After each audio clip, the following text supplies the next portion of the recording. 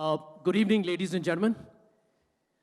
Firstly, let me tell you that being a national spokesperson of a political party, and I mean, I'm sure all my colleagues from whichever political party they represent, we look forward to these opportunities of speaking to people holding a microphone in the hand. Ask me why. Ask me why. Because this is the only time we can speak for 16 seconds without an interruption. I'm sure you empathize with me, at least your laughter seems to indicate that. I need to tell you that around 3 o'clock this afternoon, I got a call from Sashi from Parliament. And, he told me about the fact that this evening was happening. And so I said, well, look forward to catching you for dinner today if you're done after the event. He said, no, I'm not going to be there in Mumbai, but you are. And this was like 3 in the afternoon while I'm sitting in Ballard Estate, just a couple of hours away. Here I am. So ladies and gentlemen, give me a hand. I think I deserve that, right? I do believe that, trying to replace my friend Sashi is like playing with Rafa Nadal on clay. It's a virtually an impossible task. But let me try, because I do believe what Woody Allen once famously said, that 80% of success is just showing up.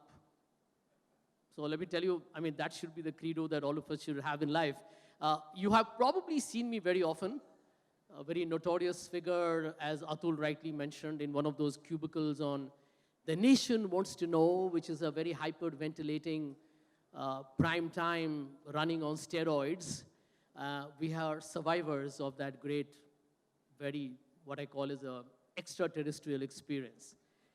I have been asked to talk to you today about anything that actually appeals to the concept of black, white, and gray. And, I thought about it in great depth. And come to think of it, we live in a world of black and white, which are binaries. Everything is black or white. Either you're right or you're wrong. Either you stand here or you stand here. It's not easy to live in a gray area. Yet the truth is that a large part of our lives, whether in business, personal, social, political, is actually lived in that gray zone. And, it's a very fascinating thing, actually, when you think about it. But I really kind of reflected on a very interesting movie that I happened to be watching. And, I'm a regular guy on Netflix. So I went on Netflix and I was trying to check out a good film. And I found this movie called Hidden Figures. Has anybody in this audience seen the film? I can see one hand go up, maybe a second. And the reason why I ask you that question is because it blends down to what I thought, that if I'm going to talk to such an august, distinguished gathering of the creme de la creme of corporate India, what could be the one theme that I could possibly address on a lovely rainy evening in Mumbai? But maybe before I come down to that, I need to let you know that when I was passing out of my MBA in 1986 from XLRI in Jamshedpur, many decades ago, and I was in the last round of my interview with what was then the most famous British bank in the country called Grindlays Bank. I don't know how many of you remember Grindlays. It had the good big elephant as the brand symbol. In the last round of interview, I had 4 formidable people sitting in front of me in a semicircle. And, they were all suited, booted, and, typically bankers have this very intimidating presence. And so when I was about to think that the job was in my hand because I thought I had done reasonably well, one question suddenly popped up. And the gentleman in the middle looked deep into my eyes, and he said, Sanjay, if you had a choice of inviting anyone for dinner, someone living, someone in a distant land, maybe somebody who doesn't exist anymore, and if you had to call somebody for dinner, who would that be? Frankly, when you go for an MBA interview and you're desperate to get the best job on the campus, this is not the kind of question which in the mid-90s we were ready for. Maybe in today's times with YouTube and a lot more, shall we say, a more liberal atmosphere of exchange between people, maybe people are ready for these kind of questions. I wasn't, to be honest. All we knew was what is the theory of production, what is the Malthusian population, what is the self-actualization theory of Maslow. But this was a question that stumped me. But for some, I would say, heavenly benedictions that were on my side, I didn't pause for too long. My answer was, I would like to have dinner with Mahatma Gandhi. This was an answer that came to me in an instant. And I didn't have to even think about it. I want to let you know the good news. I got that job. So I owe a lot to Mahatma Gandhi other than many other things that probably I have read from his book, My Experiments with Truth. How does that link to me watching a Netflix film just about a week ago? I'm not sure it was Netflix, may have been Amazon Prime or maybe some other, maybe Hotstar. I'm not sure of that. I'll give you 3 names, and I can tell you, possibly with 100% confidence level, even my good friend Atul will probably struggle to get it right. But these 3 names will have no meaning for you, I assume, other than a few hands that went up. Katherine Jackson, Dorothy Vaughan, and Mary Johnson. These 3 names were names that I hadn't heard of till just maybe 2 weeks ago. Those of you who have seen the film probably know. And yet, ladies and gentlemen, it's extraordinary that today, as we celebrate Chandrayaan, as America becomes the most powerful global player in the space, these 3 women are actually iconic women who, if you were to visit NASA, you will find various sections of NASA dedicated to their memory. All 3, incidentally, let me tell you that because I don't have too much time. I've been told by Deepak to keep this short. All these 3 women happen to be what they were called then as Negroes, which we now respectfully call them as African Americans. One of them actually had to go 1.5 miles to visit the bathroom and then come back again to her work. And if John Glenn became the first American astronaut to go to the space in 1962, it was all because all these 3 women played the most pivotal role in terms of their mathematical models, which made America actually begin to compete with Russia in getting into space.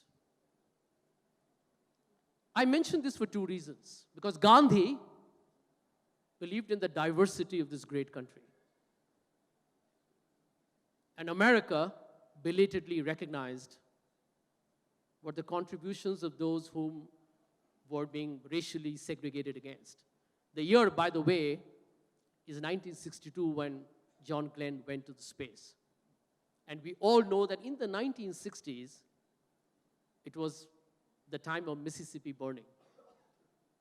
It was also the time that Martin Luther King Jr. was getting inspired by a man called Mahatma Gandhi.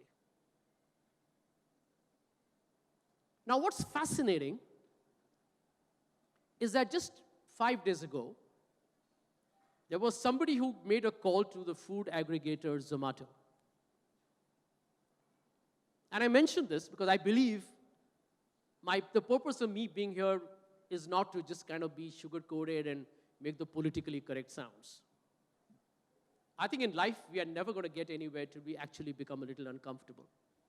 So somebody calls up Zomato, which like Swiggy or Scootsie, is a food delivery aggregator. I use it pretty often. And this gentleman called Zomato and said, make sure that the delivery that is made to my house for the parcel I've ordered must be from someone who's definitely not a Muslim.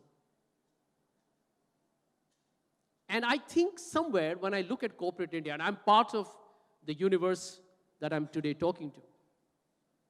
I think corporate India is doing a lot in terms of diversity. Whether it is gender, whether it is about getting people from the LGBTQ community in, physically challenged, or just a great cross-cultural mix. I believe corporate India understands that diversity is good for growth, is good for business, is good for bottom line, is good for market capitalization, is fantastic actually for the kind of returns that we expect. And yet we need to also recognize that diversity is good because it also is an inherent strength of society. And I do believe that we don't live in a bubble, ladies and gentlemen. We don't live in an economy. Or if we believe we live in an economy, then we need to also tell ourselves that before we live in an economy, we live in a society. And I do believe that the response of the Zomato CEO, when he said food has no religion, is probably going to go down in history as a manifestation of a corporate, what I call is a big kahuna, standing up in times where probably these very innocuous issues are now becoming highly toxic. I believe corporate India has a significant role to play in making the dreams of a Mahatma Gandhi or a Martin Luther King or the different Nelson Mandelas of the world become a more powerful, epochal, long-lasting, enduring reality of our times. It's fascinating because I want to not take too long, but I do want to make a mention of this point. That in 1971, when India actually won that whole, the Bangladesh and, the 1971 war against Pakistan, Radio Pakistan actually made a statement, and you'll be intrigued to know this. Radio Pakistan made a statement that for the first time, Hindus have defeated Pakistan. And they were wrong. I'll tell you why they were wrong, and that will make you possibly realize why as a country we are such a great nation. They did not know that Idris Latif, the Air Marshal, was a Hyderabadi Muslim. They did not know that J.S. Arora, who was a commander of the Eastern Forces, was a Sikh. Radio Pakistan did not know that J.F.R. Jacob, the man who was the military strategist who captured Dhaka and defeated Pakistan, was a Jew. What Radio Pakistan did not know was that Sam Manekshaw, who was the chief of the Indian Armed Forces, was a Parsi. That India had a woman prime minister. If that is not the greatness of India, ladies and gentlemen, what is? And I do believe that diversity is what makes our country great. You agree with that?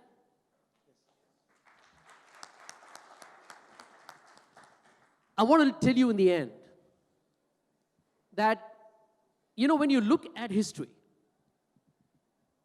we all have a tendency to, say we live in the moment. But when you live in the moment, you are part and parcel of a history that has happened over decades in probably time immemorial. I'm here today because of maybe something I did in politics many years ago. If I hadn't got into politics, I wouldn't have been here. We all are here because of circumstances that have shaped us in ideology, belief, and convictions. I'm married to a Gujarati girl, and her mother is a Jain. My daughter is seeing a Maharashtrian. My other daughter is seeing a Punjabi. And nobody speaks my mother tongue, and I'm very cool with that, because that's the way it should be. And I think corporate India today, when I look at corporate India, I look at the way companies are truly trying to make a difference in the workplace, and I meet a lot of people who are CEOs, my batchmates, for example. I do believe that it cannot be out of sync with the social reality. There are many people who tell me, Sanjay, do you have one face for television and one for the workplace? And the truth is, no, I can't. Many people believe we play multiple roles.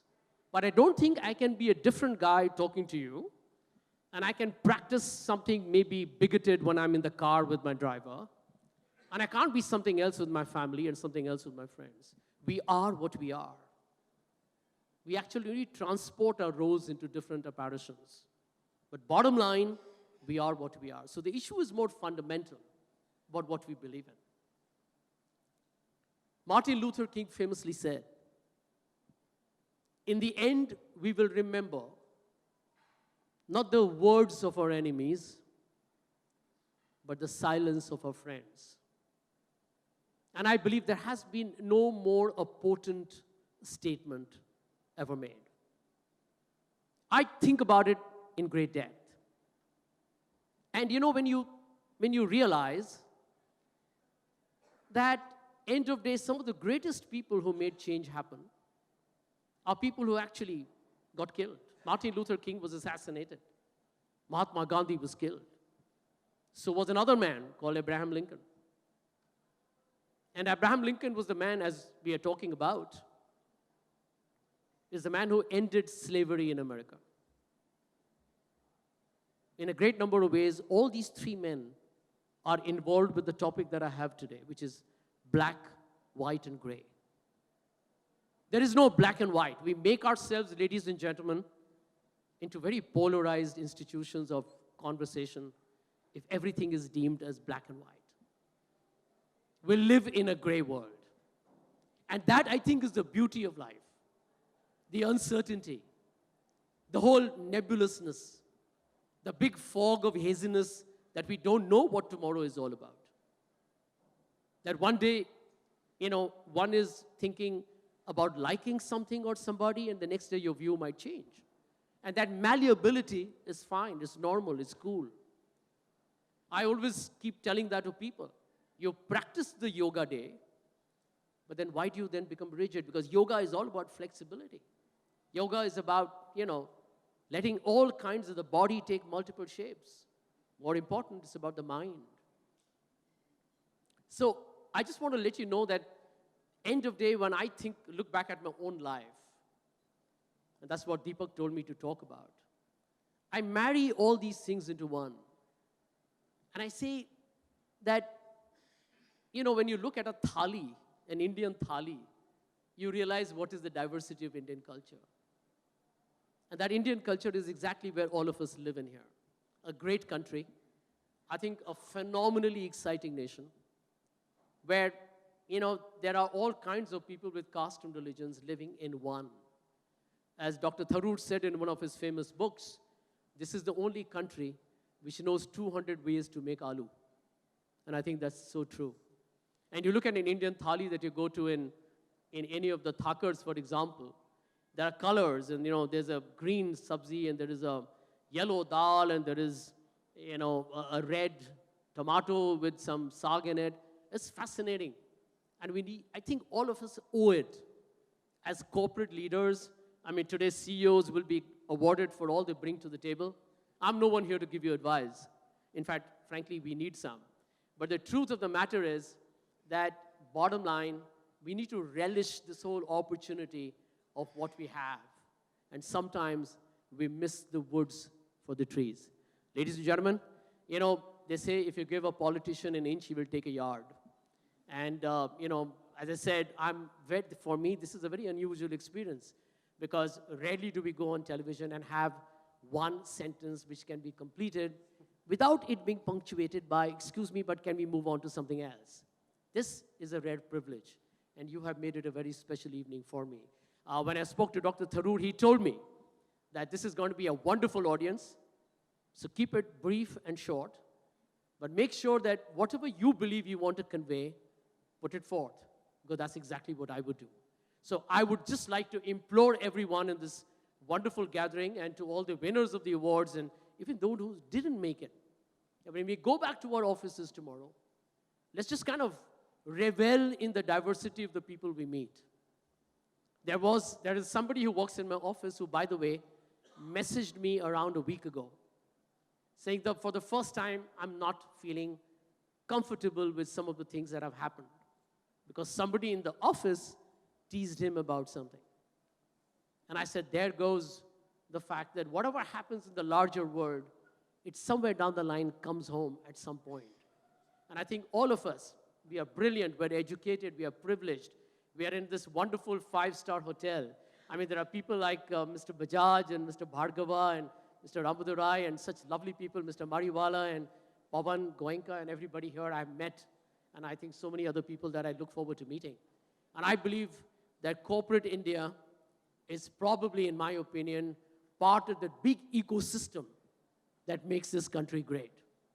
If anybody believes, and I keep saying that, I'm going to tell you that. I have a lot of my friends living in America. And, I always believe that, end of day in India, we haven't given the respect to Indian business as we should. I'm being honest about it, honestly. An Indian business that makes profits or growth or revenue, it doesn't make anybody criminal or, breaking a law. Our regulatory maze is lethal.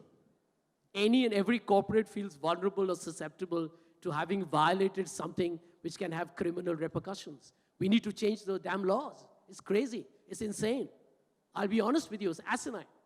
And it needs to go. But we need to fight for it together. I want to let you know that since I'm wearing maybe a band gala today, but I wear a suit most often when I go to work.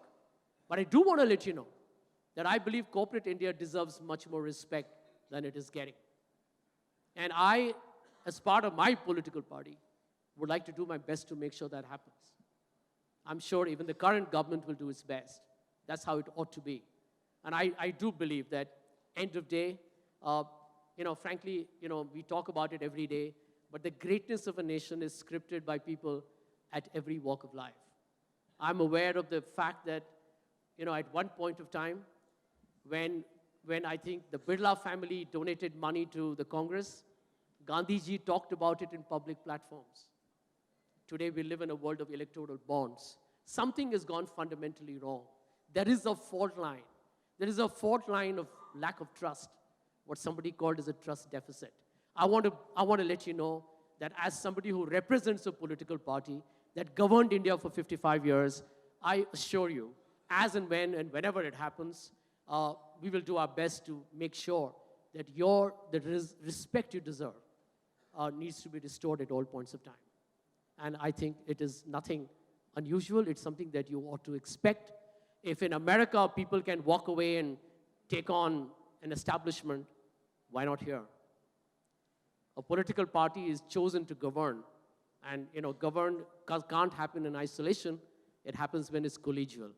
Ladies and gentlemen, for me, it's a great honor to be here to speak to you because I do believe that Shashi would have probably said maybe some more profound and, maybe issues and maybe given it some of his more brilliant examples.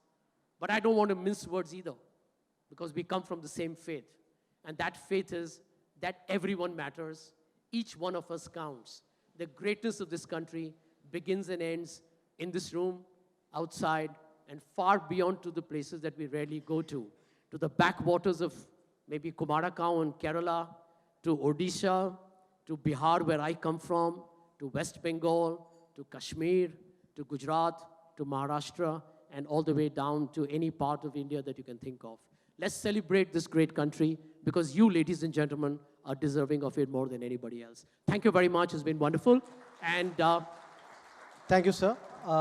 Any questions and answers? And I would love to take your questions. Bring them on. Make it as brutal as you like. Yeah, that's what he told me also. So please make it as brutal as you want. Yeah. Can you get the mic here? Yeah. Can you have some more house lights, please? Yeah. And I promise you I won't dodge you on any question that you ask me. You can even ask me who's going to be the next Congress president. Look, Mr. Sanjay Jha, thanks for a lovely, lovely talk. I happen to be XL 89. So in camaraderie, I'm not going to ask you tough questions. So two of them. One is a light question. 1986, ANZ Grindlays was interviewing you and Mahatma Gandhi was your choice. So let's say fast forward to this year. If now you are given a choice to go to dinner with somebody and be as candid, as brutal and frank and whatever you can be, who would you want to go out for dinner with today? Second question is a bit more serious. You have seen both the corporate side and the political side. I think you are in a vantage position to have actually seen both the worlds. That's true, yeah. The corporate world, to my mind, is a bit more black and white, shades of gray, but mostly black and white, whereas probably the government side is far more gray than anything else. How do you maintain the equilibrium, or call it the sanity, having lived this world and kind of still manage to kind of survive? Thank you. Well, thanks very much. It's wonderful to have a fellow exceller out there. Firstly, if I had a choice to go out with dinner for somebody today, my choice would be Roger Federer. I love playing club level tennis. But I think Roger Federer is probably the greatest example of a sports person who's not just achieved remarkable success in tennis with 20 Grand Slams and 102 triumphs in ATP tournaments, but I think the fact that he plays that wonderful game with elegance, he's competitive, he's very tough, but never has he ever behaved in a manner on court which has not been gentlemanly. He respects the traditions of the game. It's a great game. I mean, I saw him at the center court at Wimbledon, and you realize why when he walks on court, almost out of respect, the crowd just quietens down. And it's not surprising, but 5 years ago, apparently they did a survey. They put Barack Obama, they put many people there, and amongst the most respected individuals in the world, it was Roger Federer. So I think that's a remarkable example, really, of the aura that man has. What I believe, from the corporate to the politics, I want to let everybody know here, politics is not half as bad as it's made out to be. You will find me being critical of BJP or BJP being critical of us. But I think there are good people on all sides. And I do believe that every party has got its own roadmap to take India forward. We differ in that. I mean, we are ideologically incompatible with the BJP. They have their own way of doing things. We have our own way of doing things. For example, today's pretty critical announcement is something that my party would probably have not done. Now, these are differences of opinion. But I would not ever call anybody from the BJP an anti-national. I mean, they may call us that. I would never say that. I believe there's a different opinion, it's a different ideology. Frankly, I'll tell you what I loved about politics. When I was in the corporate world, I think I was looking at my shareholder, my customer. Nothing beyond that. When I entered public life, I discovered, number one, there is no margin for error in public life. So I can be very honest with you. Now when I travel in an airport, I never try to elbow myself ahead of somebody because, I'm in a rush. I make sure that everyone moves ahead, and then I do.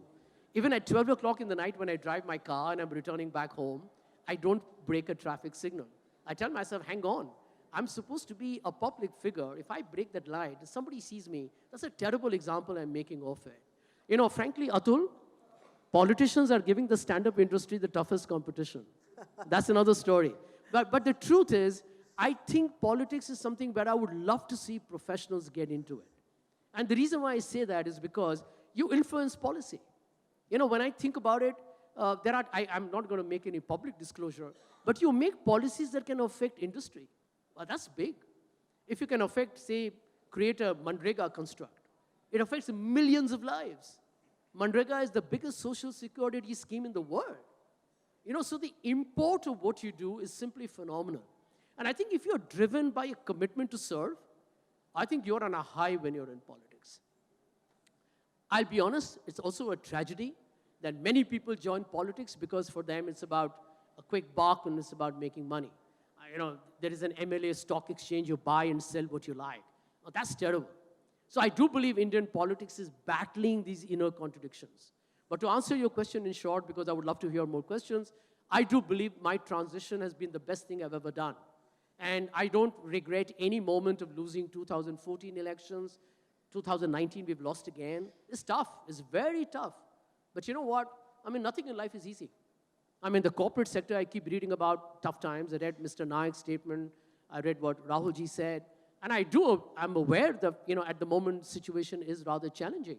But that's life, right? There's no permanent winner. There's no permanent loser. So that's the way it's got to be. Yeah? Hi, Sanjay ji. Thank you very much. My name is Alok Jha, and I have a question for you.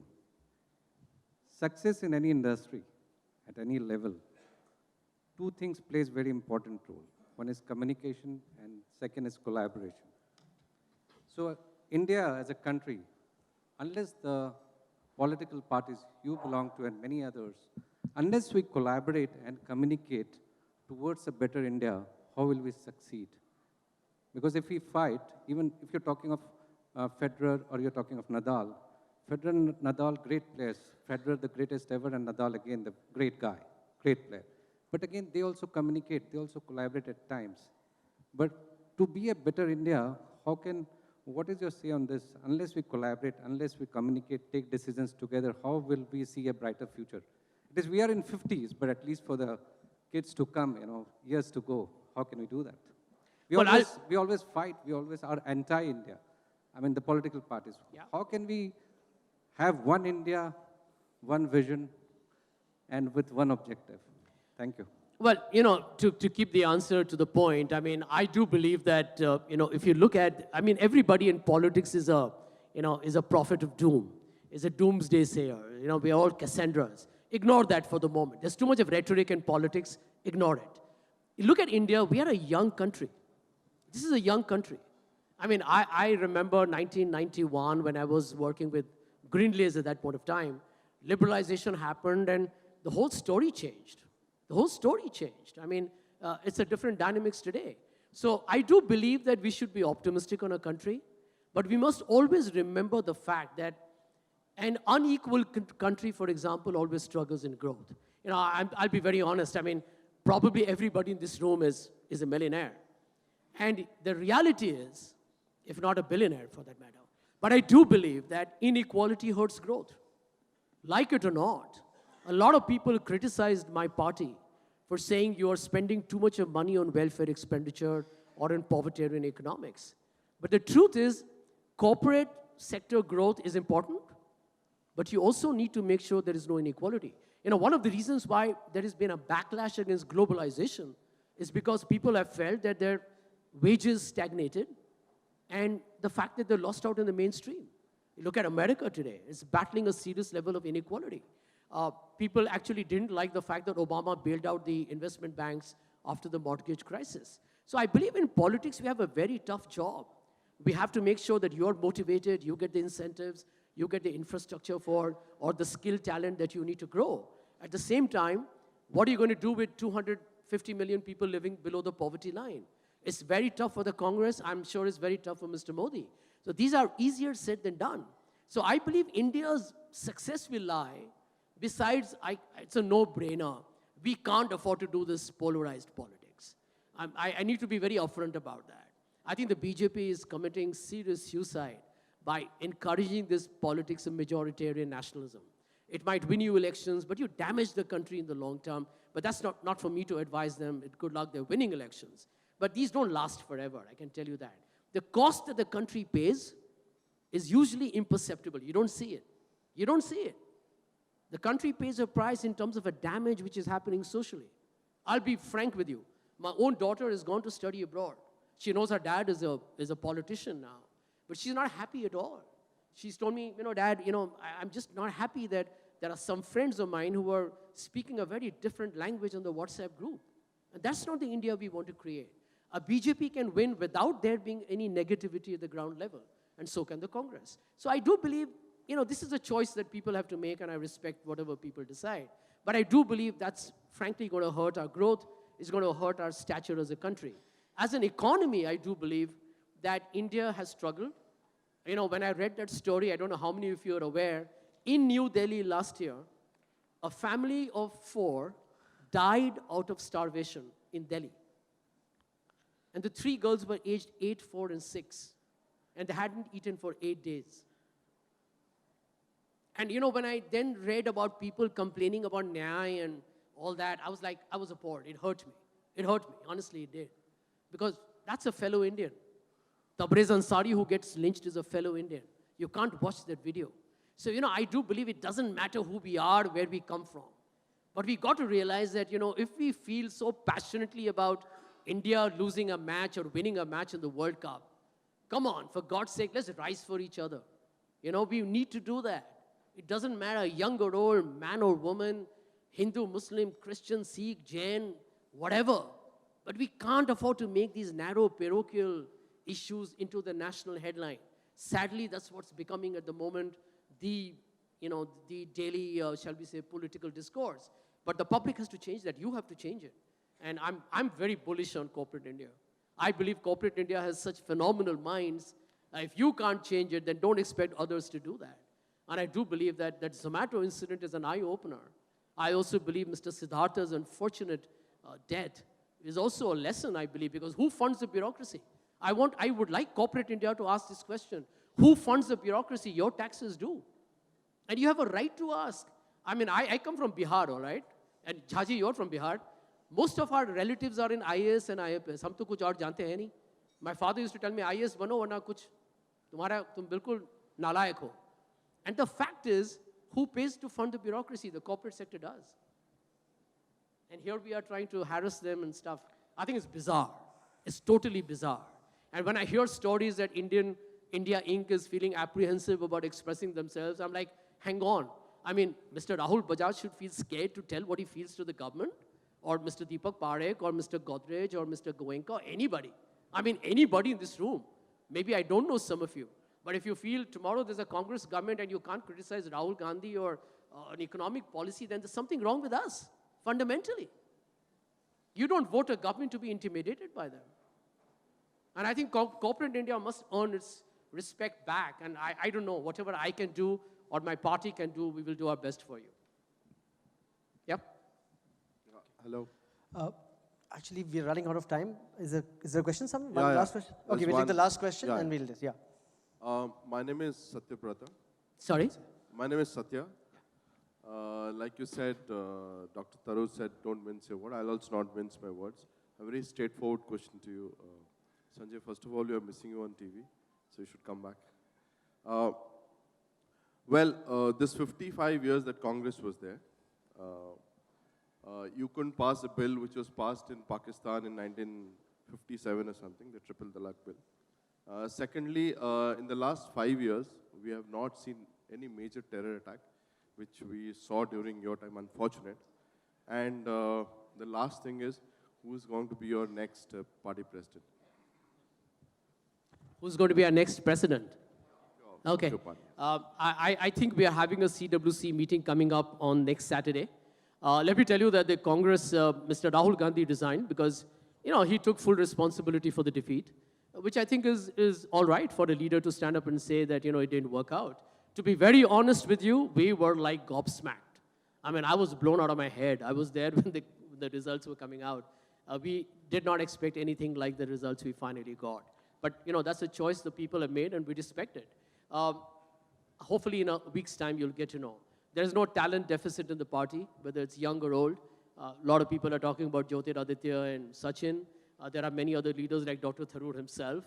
And there are some veterans as well with a great deal of vision and foresight. So let's see what happens. I'm not going to do any second guessing here. On your larger question of triple talaq and exactly what has happened in terms of terror, I do believe, and I'm going to be a little frank here, and some of you may not like this honesty, but I hope you'll suffer me.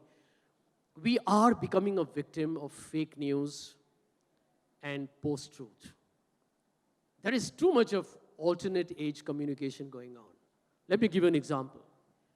I agree that barring a couple of clauses in the Triple Talaq Bill, its time had come.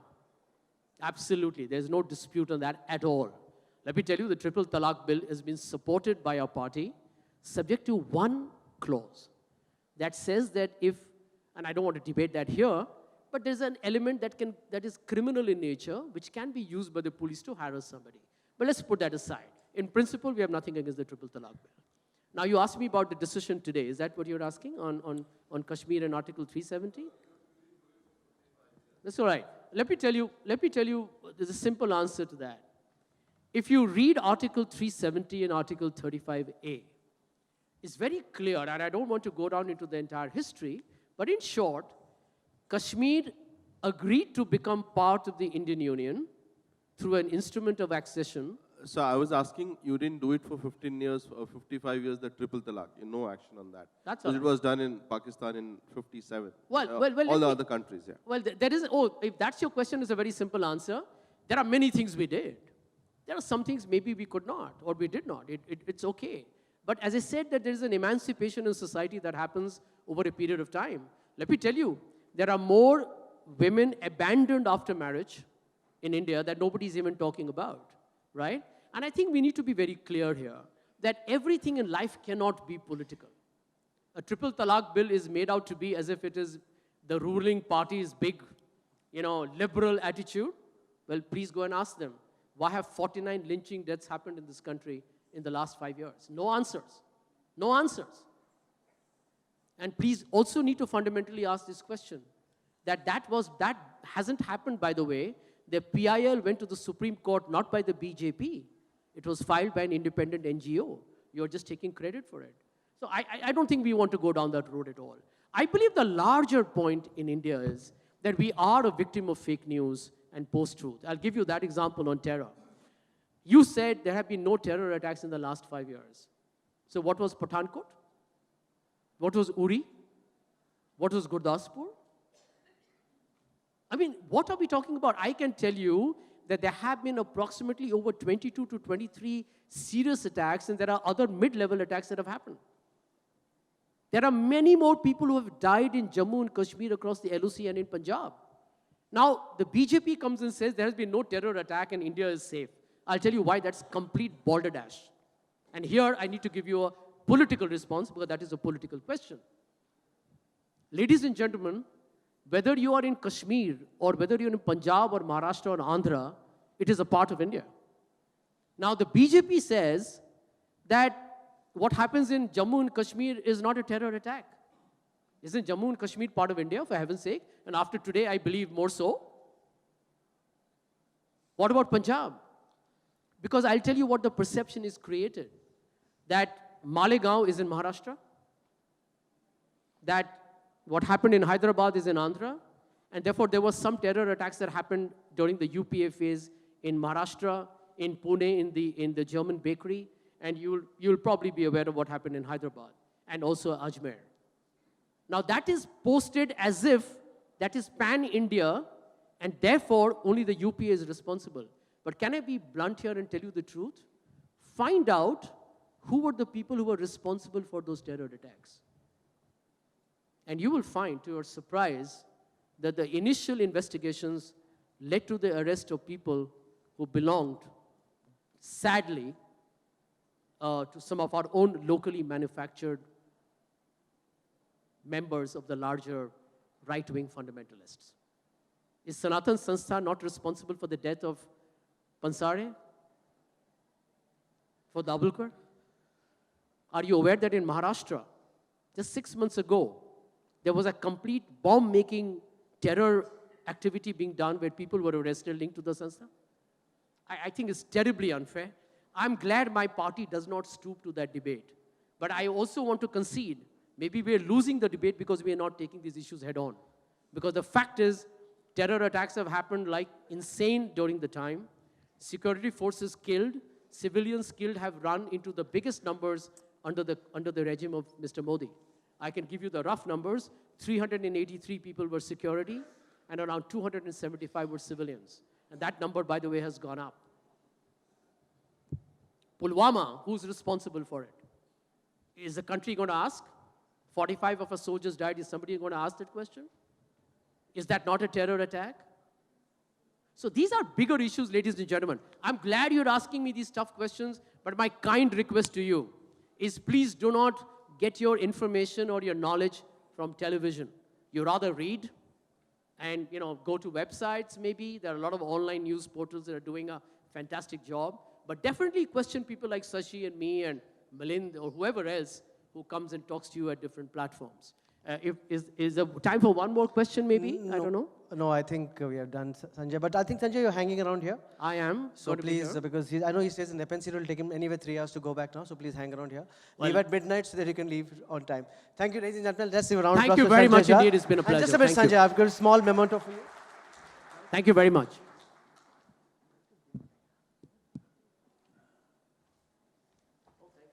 Thank you so much, Sanjay. Thank you so much. I'll take this.